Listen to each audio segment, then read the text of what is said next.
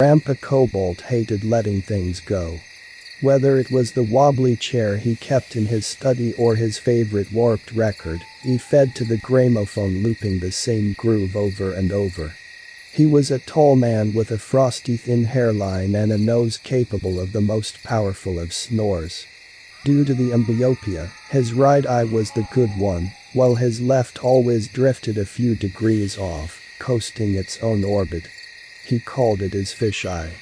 My grandma, on the other hand, was a short, petite woman who had a voice that never spiked or got frazzled even if you were on the thinnest of ice. She sang hymns while she cooked, and she had loved to chase me around the room so she could peck my cheeks with kisses. I always called her Gram, creative, I know. The two of them preferred the country lifestyle, occupying some patch of land amidst the backroads of Ashe County. Far away from buzzing suburbs, but just close enough to the nearest grocer. I remember being 8 and thinking their house looked just like a Christmas card in the snow. An all-American saltbox with dark wooden siding, a steeply pitched roof, and an old red pickup that seldom left the lot. In the years after the last holiday trip, our interactions had been limited only to brief phone conversations and the periodic seasonal wishes. My grandparents did not come to visit, and neither did we. I sometimes felt sad how close my friends seemed to be with their relatives, and, frankly, I blamed it all on the living distance between us.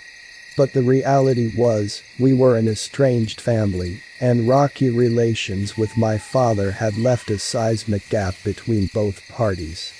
I never did learn all those lurid details, but I know it involved a lot of money. I was going through a rough patch in my sophomore year, from dealing with an idiot ex taking all my friends to getting into a fight with one of the worst girls in school. She had tormented me through the entire 10th grade year, and after complaining and having nothing done about it, I dealt with her myself. In 4th period chemistry, she and her snickering vultures always sat right behind me. This particular time, one of their murmurs reached me. "You really think she does?" I turned and looked at her, dead in the eye. "Does what?" Her lips curled into a spiteful smile. "Stuff your bra, you do, don't you?" Nice and loud, for the whole class to hear. Next thing I knew, I had grabbed her by the hair, knocked her backwards from the desk, and jumped on her. 10 days suspension, but it felt really nice shutting her up. Worried for my mental health, my mother opted for me to stay with my grandparents for a week. Since her and Dad's divorce, she'd been working hard to rekindle the ties with her parents, and probably saw this as a way to bring some normalcy back to our family. Happy as I was to see my old folks again, it was hard not to feel just a little used. The drive from Charlotte to West Jefferson was a 2-hour stretch, 1.5, if I'd gotten to drive. I like road trips though. They are always a good excuse to bust out the moleskin notebook and start sketching the scenery. Drawing was always my diversion to things. As the road eventually gave way to gravel, we reached the saltbox house all by its lonesome, save for the old barn which occupied the same grounds. And the red pickup, of course. Gram was the first to greet us at the door, her small delicate eyes widening behind her spectacles. She was wearing a cornflower blue turtleneck. "Oh my," she gasped, gently cupping my shoulders with her thin hands. "You can't be my Emily. You're too tall. You got me. I'm an imposter." I laughed, as we both pulled each other in a hug. Her hair smelled like coconut oil. She led us through the foyer and into the immediate living room that spanned the width of the house. It oriented around a fireplace, which funneled up to a large central chimney. The interior still held its log cabin charm, from the hickory floorboards to the exposed hardwood beams of the ceiling. In the corner of the living room, sunlight glinted off the old mahogany armchair by the window. We headed into the small kitchen. Its soapstone sink and aged finished cabinet still looked the same, but seemed lower down than my childhood memory recalled them. The wall still bore the sign that read, "No home is complete without the pitter-patter of rabbit's feet." Complete with a rabbit's foot keychain dangling at its corner. It was an eerie feeling being back after 8 years, and finding that really nothing had changed. The house was a hidey hole, untouched by time. I walked through the side door and up the L-shaped staircase to the upper floor. Above them, the long, hand-carved faces of the bearded men once again stared down at me, their wooden teeth grinning and their eyes wide with fake life. While the adults chatted downstairs, I unpacked in the guest room. The closet smelled of mothballs, which left a lasting in-the-nostrils effect everywhere else in the room. With my clothes stashed, I walked the hallway and stopped at the closed door of Grandpa's study. Muffled rustling sounded from inside. I knocked lightly against the door. That roused a busy voice from the other side. "1 sec, oh, no. Just come in." I peeked briefly inside, and then let myself in. The blinds were closed, and the dark space was lit only by a desk lamp. Beneath it, Grandpa Cobalt's head was bent forward toward his desk, the pocket knife in his hand slicing carefully at a piece of wood. Chips and fuzzy shavings perforated the workspace as he whittled more of its shape down to a fishy outline. "You can grab the light," he said, clearing his throat as his good eye left the project. Although his voice was a cheerful one, his lips remained curled in a permanent, dignified expression. I flicked the switch, lighting the rest of his office up. It was exactly how you'd picture a fisherman's office to be. An old big mouth Billy bass mounted on the wall, Bayou-themed knickknacks lining the shelves, and pinned just above the old gramophone, a wide hanger of fishing lures, all carved and painted by Grandpa himself. His surroundings hadn't changed since I'd seen him last. The chair lightly teetered as he left it and clapped a firm arm around me. "Been too long, pal. Barb's been cooking up something special for you guys. Can't wait for that." I smiled and returned the embrace.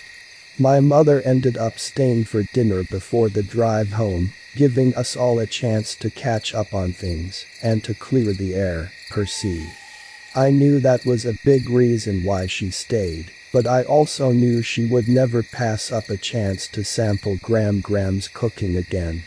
While Grandpa Cobalt reveled in his fishing prowess, my grandmother prided herself in one of the oldest southern staples: comfort food. Sugar-glazed ham, sweet potato biscuits, butter cake rolls. She had certainly prepped for our visit that evening. With full stomachs, I hugged my mom goodbye and waved her off as the car rolled off the driveway and down the gritty road.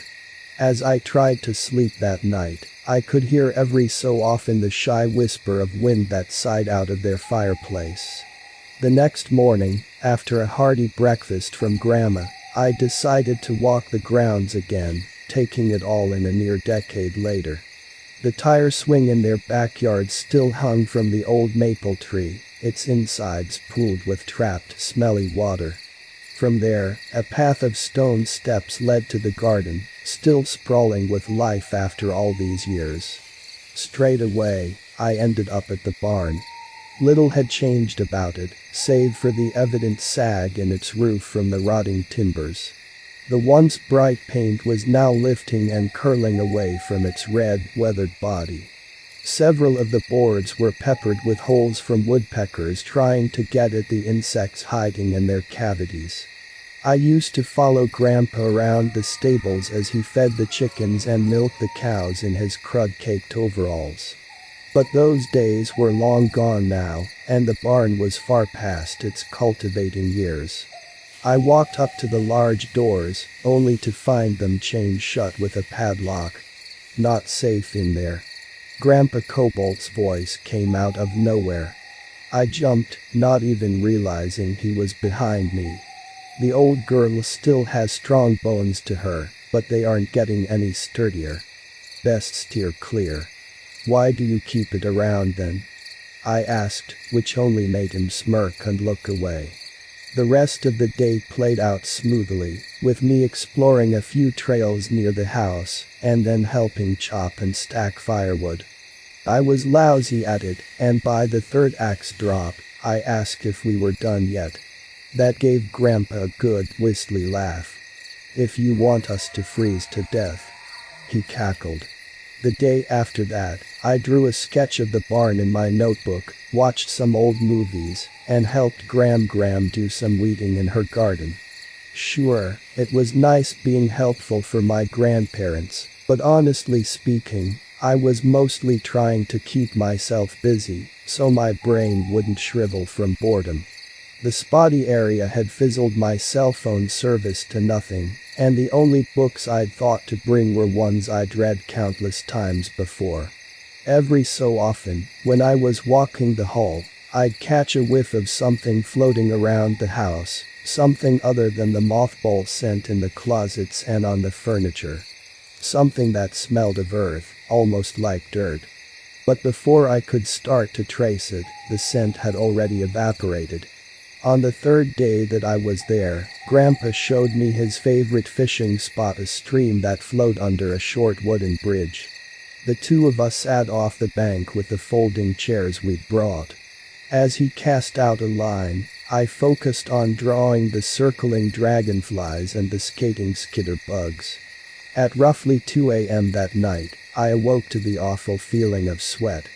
The room was hot, and the cottony dryness in my mouth had made it hard to even swallow. I rolled out of bed and lightly made my way down the stairs for a glass of water. A light glowed from one of the table lamps in the living room. Seated wistfully in the armchair next to it was Gram. She was in her nightgown, and my first thought was that she must have fallen asleep there. But no, she was awake. Hello, dear. Can't sleep. She smiled, hunching slightly forward at my presence. Clasped between her hands was a jug, filled to the brim with water. No. I said dryly, clearing my throat in the process. Just need a drink really quick. Oh. She exhaled. Happens to me all the time. Would you like some? She leaned forward to offer me the jug, fingers quivering around the glass. Her expression was dull and somewhat disoriented. She was not wearing the turtleneck, and I noticed a scar at the base of her neck, circling around it like a grisly necklace. I smiled, turning down her offer. No, that's okay. She flinched her bony shoulders. More for me then. And tipped the spout of the jug up to her mouth.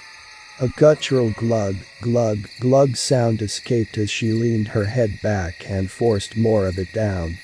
I watched, more stunned than anything, as her throat rippled and the neck scars flexed and relaxed. One mighty gulp after another. Globs of water rolled over her chin and spotted her gown. When she finally finished, she rested the empty jug on the table and breathed, "Hoo," taking a moment to wipe her wet lips. Sorry about that, dear. I get pretty dried out at night too. The dull expression returned. Do you want to see? She asked, her voice dripping. Before I could answer, or even properly soak up the question, she gripped the ring finger of her left hand and bent it backwards. A muffled pop sounded under the skin as the finger snapped back and touched the top of her wrist. Grandma. I shouted, as my insides all clenched at once. She did it again, this time pulling her index back like a railway lever, crunching with bone instead of rust. Despite my horrified reaction, she still stared dimly at me with hollow eyes, torquing 2 more fingers out of place. Snapping them like dry stems. Grandma, stop. Please stop it. I pleaded. Footfalls sounded down the stairs. Grandpa Cobalt rushed in, barefoot, in his plaid pajamas. He pulled Gram's hands apart and looked back at me pleadingly. I could see he wanted me out of the room before she could do more to herself. I went back upstairs, it was all I could think to do. A minute or two later, I opened the door and peeked into the hallway. Grandpa had brought her up to his study. I could hear drawers being rustled open and closed. Every so often, from the glow beneath the door, a crease of shadow would roll by. Neither of them was speaking on the other side. I lay in bed for some time. Instead of the dryness in my throat keeping me awake, it was now the nauseating sound of fingers being bent and broken. That morning, I made my way downstairs. Gram was once again in her turtleneck and humming another hymn in the kitchen. A choir of eggs harmonized in the frying pan. "Good morning, hon." She smiled briefly, but then turned away uncomfortably. She looked to be in a struggle, cooking with her right hand, the dominant one now immobilized in a splint. "Grandpa says that I scared you last night. I'm so sorry. I should have told you about my sleeping condition. If only you didn't have to witness it." I moved to help her. "No, it's okay, really. I just hope that you're all right." "Oh, yes." She laughed, flaunting her brace. "It's nothing I'm not already used to." Even though it gave me some answer for what happened, it still didn't quite add up in my mind. She'd acknowledged me when I came downstairs, spoke to me even. Despite her clearly not acting like herself, was it really possible to be so dead asleep you couldn't feel your joints snapping apart? As you were the one doing it. I wanted to believe her. I really did, but it was a hard pill to swallow even with all that water. Most of the time, the best place to find her was in the living room, where she typically resigned herself to the armchair by the window. That had always been her favorite spot. I remember being little and sitting on her lap as we watched a storm outside, warm coffee in her hand, hot cocoa in mine. Now, though, when she did leave the chair, it was only to put something on in the kitchen or refill the glass she always kept close by. But for how much she enjoyed cooking, I don't think I ever saw her actually eat anything the whole time I was there. She just preferred to sit, taking in nothing but water and window sunlight. As I finished a sketch of her from the couch, I soon realized that I'd never seen her blink while she sat there. Not even once. For dinner that evening, I stuck around to help her in the kitchen. I figured she could use the extra hands. I was dressing the potato salad when a sudden crash sounded behind me. A plate had slipped out of her grasp and lay shattered on the floor. She didn't gasp or sigh about it. She just stood there with her head tilted toward the sharp bits of ceramic. Then, in the same instant, she crunched over them, grabbed another plate, and continued with her task. Not acknowledging what had happened whatsoever. When the meal prep was finished and after the broken plate was scooped, up we set the dinner table. Roast chicken. Peas. Mashed potatoes. I was starving. The back door opened and closed. Grandpa Cobalt shuffled his way in and claimed a spot at the table. "Looks good, Barb." He smiled, his good eye focused on the plate and the other admiring the wall. During dinner, I noticed Gram barely touched her plate, giving only a few courtesy prods to the mashed potatoes. I stood up to take my plate back to the kitchen. She looked up in surprise. "Where are you going?" "I'm finished.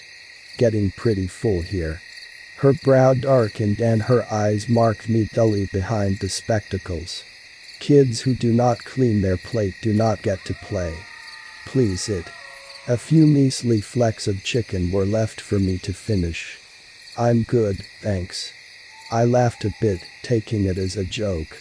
Her face first went slack and then all at once clenched into a crinkled mask of anger. "Clean your plate, Barb." Grandpa spoke up, still chewing some food. "Leave her be. She's finished. Leave it be. It is a waste. She said fiercely, arms shaking. A waste of good food. Finish your own plate then, I almost shouted back but instead continued toward the kitchen. Dishes jittered. A heavy thud resounded across the table. I turned.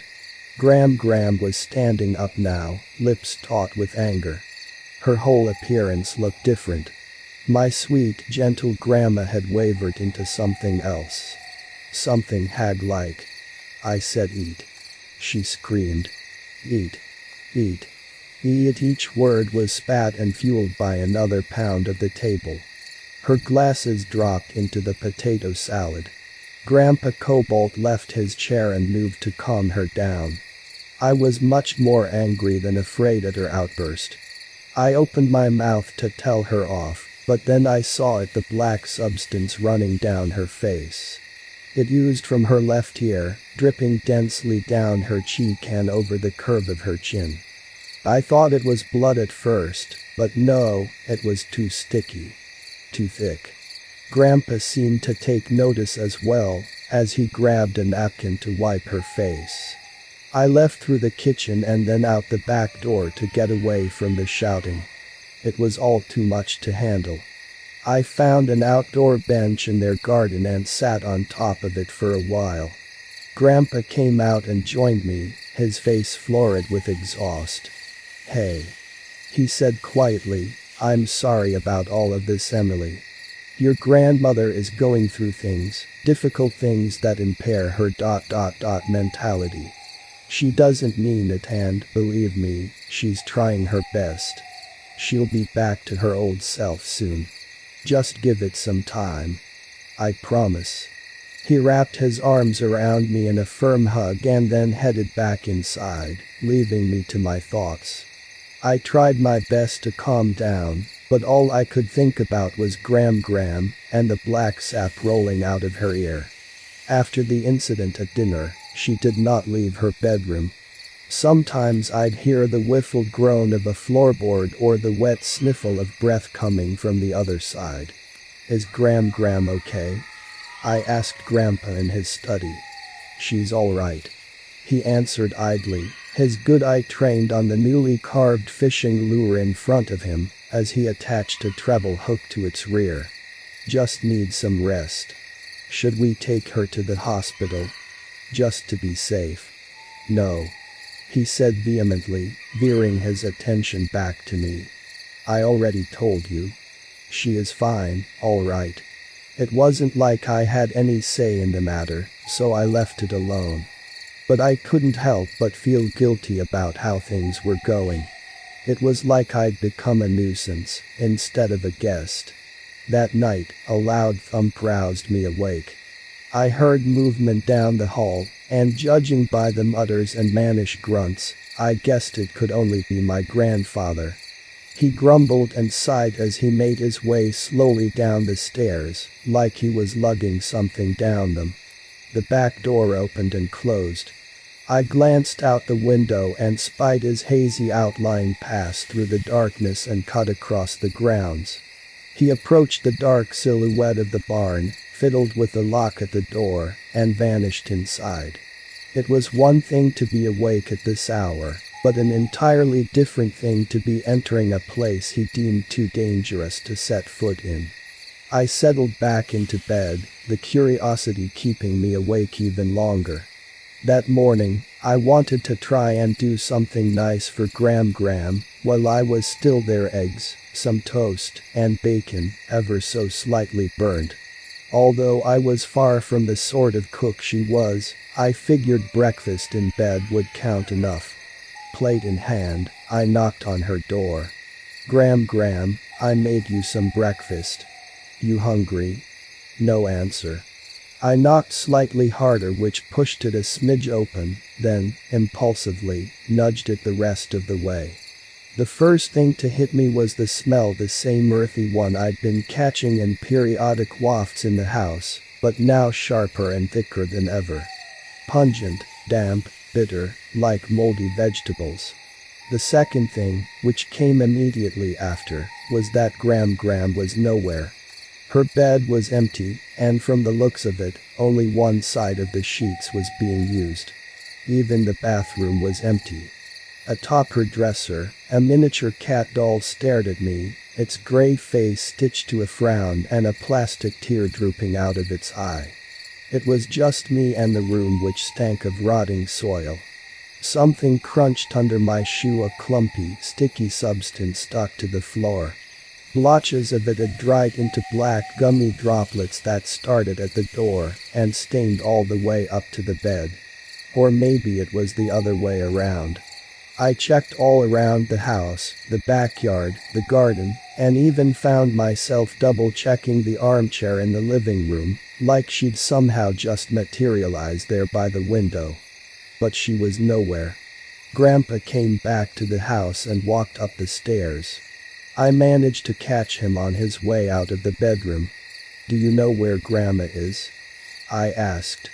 Deep furrows marked the corners of his mouth. With one hand still wrapped around the doorknob, he closed the door briskly behind him. "In bed. She needs to rest." He disappeared into his study, leaving me standing there, trying to digest the lie I was just fed. That night, I heard him stir once again to the lower floor, scuttling down each step on quiet feet. From the window, I watched as he looked around, unchained the barn door, and slipped inside. But why? What was he hiding? The questions rolled around like rocks in my stomach and made me feel queasy. Grandma was missing, and Grandpa was acting strange. Even as I had attempted to prod him for information earlier that day, he only seemed to divert from it. Eye contact was never his strong suit, given the fish eye, but I could tell something was off from his body language. It was like he was trying to squirrel away from the subject entirely. It made me feel nervous, like I was suddenly talking to someone else. A stranger. "Check the barn," my gut proposed. "Wait until he comes back and then sneak out yourself." I thought about that small hole my younger self had discovered on the side of the barn. I wondered if Grandpa ever did manage to patch it up. It had been the easiest way to sneak inside and pet the cows. No doubt it would be a tight fit, but it could be possible. That would at least get me beyond the padlock. Then I could be in and out quickly. The thought was provoking, but also curbed by the possibility of what I might find inside there, whatever secret thing he'd been doing. Not only that, if it really was nothing, and I was discovered, it would no doubt hurt Grandpa for suspecting him of something so vile. But the trust was gone now. Gram was gone. I waited by the window for some time, not daring to leave the house until I knew he was back indoors. As every minute passed, so did a rising flux of worry. At last, the barn doors slid open and out he came, returning to the house with an exhausted gait. I listened intently for his shuffling down the hall, and then the groan of hinges from the bedroom door. When enough silence passed, I cautiously moved down the stairs and out the back door, thankfully without any noise. The air outside woke me and brought back the reality of what I was preparing to do. Fear and uncertainty compressed my legs, demanding that I stop, that I really think about this. But I was done second-guessing myself. I pushed on. Insects chirped their reedy songs from the brushwood. I circled around the barn's haggard body and, sure enough, found the small hole in its side. Considering that I'd been barely small enough to squeeze through as a kid, there was no chance I'd fit now. I gripped one of the weaker planks near it and gave a hard tug. The wood groaned from my effort but held firm. I sat on the ground, planting both my shoes against the timber and yanked again. The nail holding it ripped out like a tooth as the plank gave with a loud snap. I took a few breaths, nerved myself up, and crawled through the widened passage. The air inside was heavy with the smell of old, dusty wood, and further thickened with something sharp and familiar, the same odor that lingered in the halls of the house. Only the smell was 1,000 times stronger here. I flicked on my cell phone's flashlight. Cobwebs hung like streamers from the ceiling. The animal pen sat empty of anything but silage, and still stunk somewhat of their dung. From one of them, the teeth of an old pitchfork poked dangerously out of the brush. I walked deeper inside, bypassing a tractor beneath a grime-laden tarp, long past its golden years. Beyond the stables, in the far darkened rear of the interior, my light caught the silhouette of something tall and arboreal. A tree growing right in the haunches of the old barn. From its splayed branches, I could make out the dark, grubby shapes of fruit hanging from them. I approached it, more curious than anything about why it was here, and why Grandpa wouldn't have just turned it to firewood by now. A bad feeling slithered down my neck, a very bad feeling. Then, as enough dusty light pushed back the darkness, I saw it. All of it. Not a tree, the voice in my head squeaked with knife-edged terror. The trunk, if you would call it that, was not made of bark, but of a stretched, leathery skin. It buckled and folded around the main body, forming the same rows and ridges as a fingertip. From atop its crown, thin skeletal branches, which began as stems, grew and evolved into veiny arms. Human arms. Their splintery fingers gripped in silent torment. The vague shapes dangling from them that I thought were fruit, weren't fruit at all but rows of wrinkled heads. Some had wisps of white hair. Some had more developed features than others. And somewhere in the dim compartment of my mind, I realized something else: they all looked like Gram. The tree's long, gnarled shape reached halfway to the ceiling from the evil earth that birthed it. In its center, a distinct crater was left, as if something large had recently been carved out. Something like a torso. From the patch of soil in front, someone had been hard at work digging up and exposing the root's boneless, atrophied legs with nubs on the way of becoming toes. A pair of them appeared to have already been cut and removed off the main stem. I was now breathing hard, practically panting, trying to find some way to process the gaunt, twisted thing before me. Then, without thinking, I snapped a photo. That was when I heard it, the sound of a chain being fiddled with. I turned on my heel, clambering around a bit before picking one of the stacks of old hay and hiding behind it. The barn doors slid open just as I remembered to turn the flashlight off. Overhead lights flickered on and glazed the inner space with a soft yellow glow. Boots made their way inside, humping over the matted hay. I leaned closer into my hiding spot, straggly bits of straw poking into my cheek. Grandpa Kobold came into view, approaching the nightmarish thing with a slow, burned-out pace, and a few exhaled murmurs. A large empty sack was strung over his shoulder. Taking no notice of me, he maneuvered around to a small workshop in the corner, where a rack of brooms, a shovel, a manure fork, and a stained pruning saw hung in wait. Bypassing those, he first gripped the wooden ladder, situated it at the front of the tree thing, and returned for the handsaw. I couldn't look away from him, and the thick air I'd been breathing had started to make me feel lightheaded. Like this all truly were just a bad dream. Stepping on a few of the rungs, Grandpa surveyed the hanging heads. Cupping each one by their cheek with his gloved hands, he opened their mouths, checking the teeth. Finally settling on one, he gave a little twist and plucked it like a fat, ripe apple. The selected head went into the bag. He repeated the process for the tangle of arms, looking each of them over.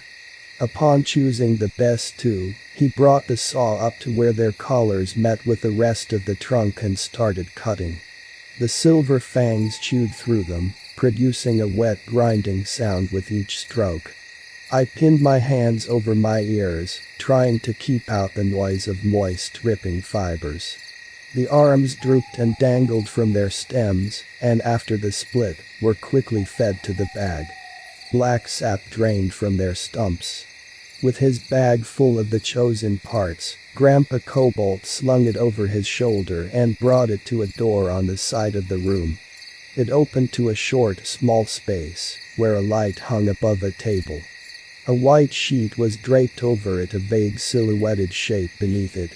He closed the door shut behind him. Can't stay here, my thoughts sloshed and finally churned out. Have to go, have to get out.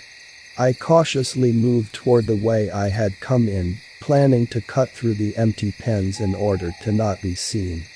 But instead of my foot finding soft earth in my next step, it felt something hard and wooden. A trapdoor. Its frame was as dilapidated as the walls around me, and I'm almost certain it would have given beneath my weight had I continued. I tried to peer through a gap between its boards, but it was too dark, even with the overhead ruddy lighting. Checking back once more behind me, I faced my phone between the boards and flicked the flashlight on. The cavern below lit up, and had I not clamped a hand over my mouth, I would have finally let a scream slip out. A body, no, several bodies were down there, stacked nakedly over each other in the pit, as though dropped one at a time. Their skin was flaking like old paper. Their eyes were dried in their sockets. Their dry lips curled in mummified sneers and grimaces. But the worst of all was the one at the top of the pile. Its white hair spilled behind it, and a splint still fitted around its bony wrist. The time between squeezing back through the hole in the wall and running back to my room felt stitched together, split maybe between 2 or 3 blinks. I fell against the guest room door, closing it, and sank to the floor, hyperventilating in short, quick gasps. My heart flip-flopped in my chest. My mind was trying its solemn best to keep it together. I dialed my mother's cell. Pointless. The signal could not reach the towers beyond the mountains. All I could do was wait for her to come and pick me up tomorrow. Then I'd tell her everything. I'd tell everyone everything. The downstairs door pulled open, and the drumming of shoes drew closer. There was no lock on my door, so I made a cautious but quick crawl toward the bed and rolled the bed sheets over me. Boot heels thumped up the stairs, traveled down the hall, and stopped at my door. I held back the air in my throat and rested a hand over my thrumming chest. The doorknob jostled softly, then twisted, as the door inched open with a horrible, terrible groan. Only partially opening. I lay still, hoping he'd see that I was asleep and move on. Then, in a voice so unfamiliar I could hardly understand it, he spoke through the crack. "Delete the photos." Sharp, frigid terror shot through me and jostled my insides. I didn't move, trying to hold onto the facade that I wasn't awake. But the door didn't move, remaining open to the slit of hallway. Did he really see me in there, or did the intel come from something else? I hovered my finger over the phone and erased the first photo, hoping to at least hold out with the second I took the one of the bodies in the shaft. Both of them. He grunted. As I deleted the final bit of data, the door began to close, stopped, and pushed open once more. I love Barb. I hope you know that. I didn't answer. The door then clicked shut, and the boots returned to the downstairs. He must have had more work to do. I looked emptily toward the window. The sun was on the rise, slowly shifting the night into a newborn dawn. I did not leave the room, even as the disk of sun finally peeped over the hills, even as the smell of delicious food wafted through the vents, even as the sound of footsteps came to and fro from the hall. Then I heard it, the sound of wheels crunching gravel outside. My mom was finally here. I rushed downstairs, planning to meet her before she even touched the doorbell. But as I reached the living room, my legs deadlocked, the familiar cold air of shock washing over me again. "Well, look who decided to join us." Gram trilled from the armchair. She was in her turtleneck, and the splint rested securely over her mending fingers. But it wasn't her. It was a collection of parts, of pieces from the tree thing, all strung together beneath that sweater. Behind the collar over her neck, I pictured a fresh ring of scars, maybe even stitches, hiding under the fabric. Were there still guts and organs within them, or just more heaps of black sap? I knew this wasn't Gram, just like I knew it wasn't the same Gram I'd spent these days gardening and cooking with. It was a different one. A new one, freshly picked and pulled together. Was my real grandmother dead? Was this some deal Grandpa Cobalt made to never lose her? A deal with the devil? Did he just wait for one to shrivel up before carving out a new one? "Are you all right, dear?" it inquired. "You're so pale. Are you hungry? Do you need some water maybe?" I never knew what it truly meant to see the light leave someone's eyes, but behind those spectacles, the eyes were dead and dull. Wide with fake life. A knock came at the door, prompting the thing with Gram's face to sit up.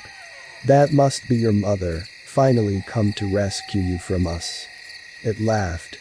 And as she pulled open the door to let my mother in, all I could do was stand there.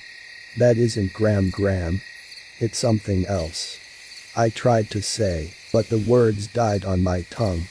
A tight queasiness bubbled up my throat and made the room spin. I just wanted to leave. I just wanted to go home. Grandpa Cobalt didn't leave his study to say goodbye to us, and frankly, I wanted nothing more. From upstairs, we could hear his gramophone beginning to play. "So, how was it?" Mother asked on the drive back. I tried again to tell her, to spill everything I'd witnessed, but the same wooziness returned and closed my throat. Needle-sharp pain filled my ears and only grew worse as I tried to push the words out. "Hey, are you okay?" my mother asked, seeing how much I was struggling.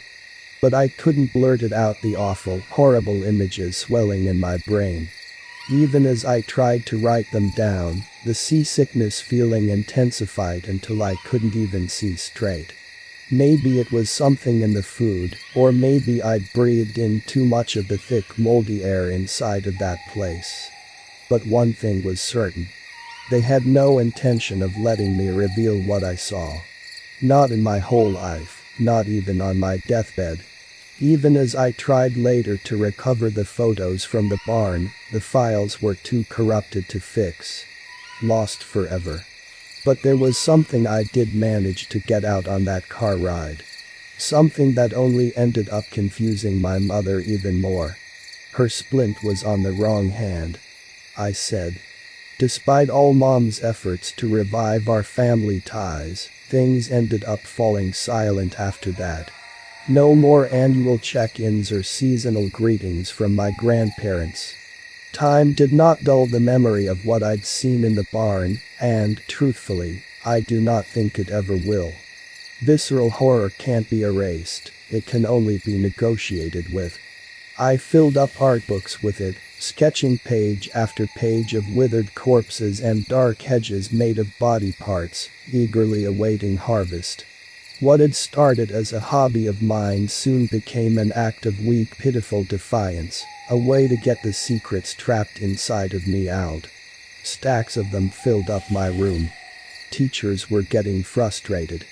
Mom started to worry. I didn't care, I only wanted to draw. I now have a therapist, and Dr. Abigail meets with me once a week for our 45-minute sessions. Even though she doesn't show it, I'm sure she gets bothered by how little I talk in them because I'm too busy drawing, too busy finishing the piece I'm working on. "Emily," she says from her chair, one leg folded over the other. "Can you tell me about that picture you're making?" I don't answer. How about a name for it? I stop and look up at her. Imposter.